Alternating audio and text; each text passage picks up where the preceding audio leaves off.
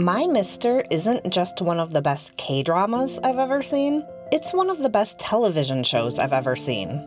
Period. Though I usually wait until the end of a video to give my rating, I'll tell you right now, this is a perfect 5 out of 5 soju bottle masterpiece. It's so flawless, I couldn't find a single nitpick, not even a petty one. Now, I could give you a standard list of what makes it so great, the complex characters, the perfect pacing, the emotional resonance, but you can find those qualities in plenty of good dramas. So instead, I want to go into what makes My Mister so special. Its philosophy, the way it points its lens at the relationship between class, morality, and happiness. The story revolves around two people who, by all appearances, have nothing in common. Park Dong-hoon and Ji-eun. Park Dong-hoon is a married, middle-aged structural engineer who is quietly suffocating under the weight of his life. And Ji-eun is a young woman in her early 20s who juggles multiple jobs to keep herself and her deaf grandmother alive. Though they come from completely different demographics, they share one defining trait. They are both utterly miserable. And they're not alone. Every major character in this show starts out unhappy, but the reasons and the way they cope are wildly different.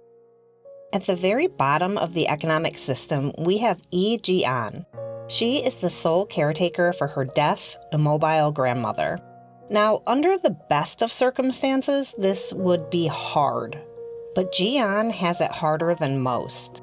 She's been abandoned, saddled with her mother's debt, and is continually harassed by violent loan sharks. She works herself to the bone just to keep the two of them alive. Because of that, Ji-eun regularly commits acts that society would consider immoral.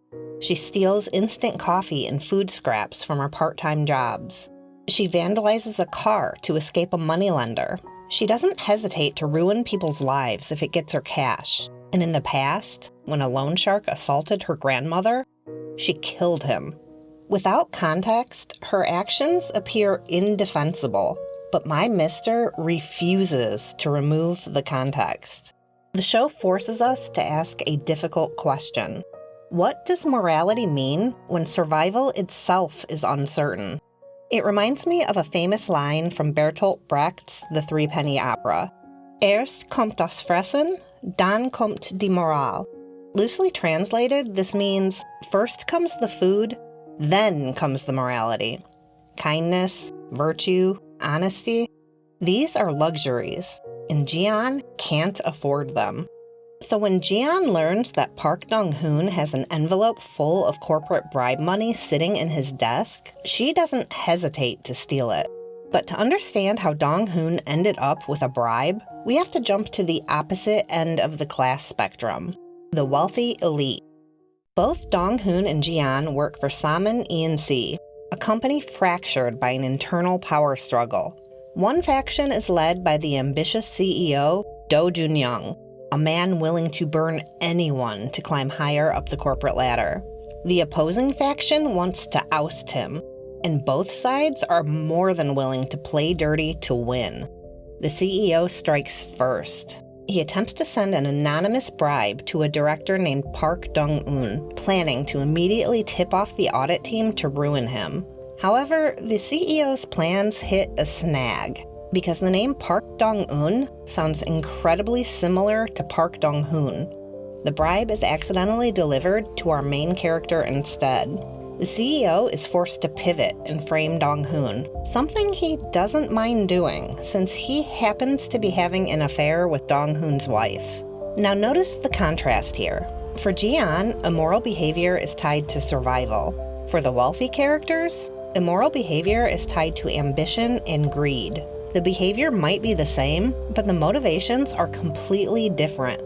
The poor break rules to live. The rich break rules to get more. That distinction sits at the heart of the show's class commentary.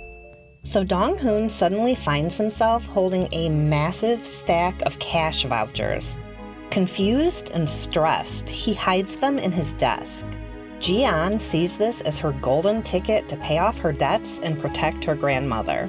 She steals the money. The CEO triggers the anonymous tip, and the audit team swoops in, only to find nothing. But this doesn't lead to a clean escape. When Ji-eun tries to use the stolen vouchers to pay off Gwang-il, the son of the loan shark she killed, we see just how broken their world is.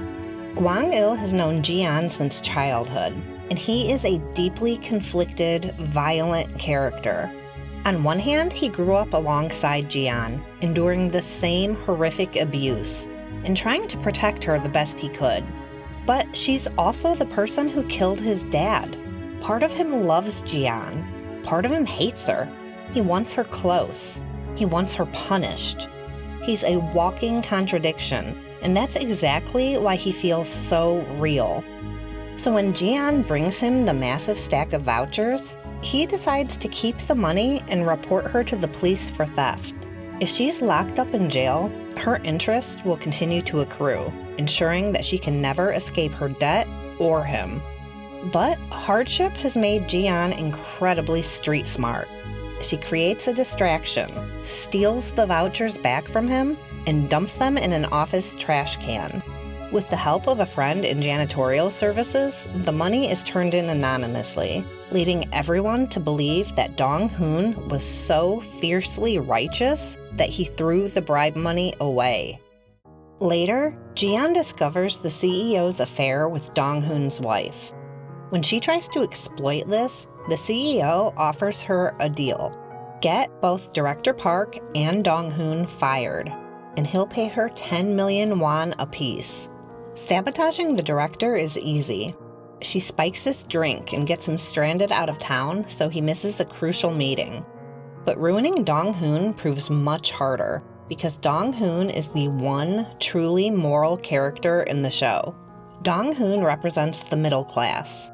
It's the one socioeconomic tier where keeping your morality is feasible, but it's also the heaviest burden to maintain. Dong-hoon is under immense pressure from his family, a pressure they don't even realize they're placing on him. His two brothers, Ki-hoon and Song-hoon, were both once successful men whose careers collapsed. Now they live with their elderly mother, spending their days staring down the bottom of a soju bottle. The same goes for their neighborhood friends, former professionals reduced to menial jobs, drinking to dull the pain of their perceived failures. Dong-hoon is the last man standing. To his family and friends, he is the ultimate beacon of stability and hope. They constantly tell him he can't lose his job, completely blind to the crushing weight that puts on his shoulders. So Dong-hoon suffers in absolute silence. He lives by a rigid philosophy. If you believe something is nothing, then it's nothing. If he tells himself he's fine, then he's fine. But he is far from fine. Ignoring his emotions has caused them to fester. He's quiet and sullen, terrified the world will see how broken he really is. Even when he discovers his wife's infidelity, he doesn't confront her. Instead, he corners the CEO, demanding he ends the relationship and never lets his wife know he found out. As long as the secret is buried, he can pretend the illusion isn't shattered.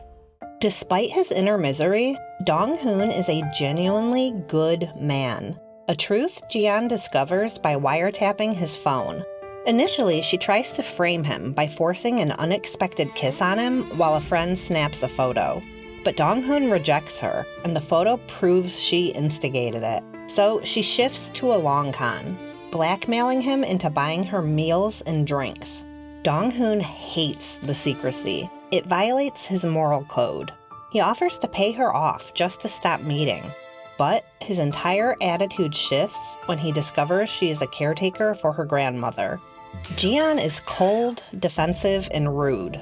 She builds massive walls because she expects people to reject her the moment they learn about her dark past. But Dong-hoon is perceptive. He recognizes that her coldness is just a survival mechanism born from a brutal life. Instead of pulling away, he steps up. He takes her out to make sure she eats.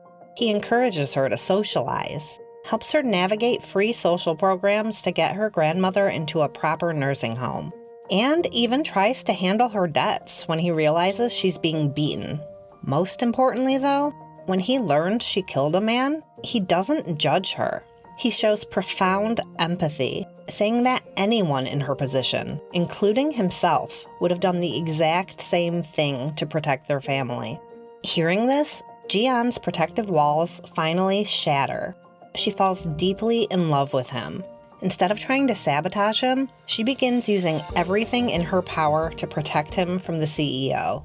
Because she listens to his life through his phone, she understands him better than anyone else ever has. When she hears him gasping in emotional pain, she provides the exact encouragement he needs. She reminds him that he's a good man. She wishes him luck on his interview, but reminds him the job is no big deal. The exact opposite of his friends and family, who treat it like a huge deal. While the rest of the world views Dong-hoon as an unshakable pillar of strength, Ji-eun recognizes that he is a leaning tower, and she steps in to bolster him. When Dong-hoon eventually discovers the wiretap, he isn't even angry.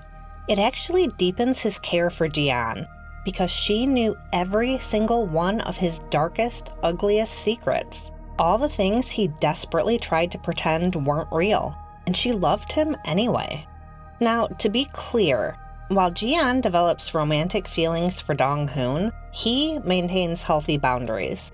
He is a moral man through and through, but he does love her unconditionally, as a protector, a mentor, and a profound friend.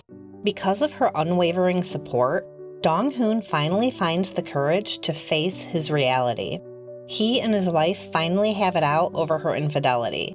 He begins expressing his hurt to his friends instead of burying it. He confesses everything to the company chairman, the wiretapping, the bribe, the affair. By setting his secrets free, he stops suffocating. He finally finds genuine peace and joy. Ji-eun, too, opens herself up to the world thanks to Dong-hoon. She eventually moves away, realizing she needs to build a life of her own. At her new job, she becomes successful, makes friends, and sheds the defensive, sullen exterior of her past. She becomes genuinely happy. When she eventually transfers back to Seoul and runs into Dong-hoon, they greet each other as old friends, beaming with delight. They both successfully learned the true lesson of My Mister. Happiness doesn't come from status, success, or external perfection. It comes from the courage to be vulnerable and the capacity to love with your whole heart. Like I said at the beginning, My Mister is a legitimate masterpiece. There is so much more to this story that I haven't even touched on today. While we focused on Dong-hoon and Ji-eun, there is a massive cast of side characters who are just as compelling. Be sure to like and subscribe, because next week, we are diving straight into their stories. And if you love stories about deeply complex characters who love fiercely and would do absolutely anything for the people they care about, you might enjoy my book Beneath the Destiny Stone. Here's a quick sneak peek of the audiobook. Enjoy! Please. I laced the word with every ounce of my desperation and need, and it drew his eyes to mine. I need you to take me into the woods. There's a chance I might find a clue there that will lead to my family. His forehead wrinkled. I thought you said. I cut him off. It's a small chance, but I have to try. Will you help me? He seemed to think for a moment, opening his mouth like he meant to ask questions, and closing it again without speaking a word. Finally, his jaw set. I'll help you, lass.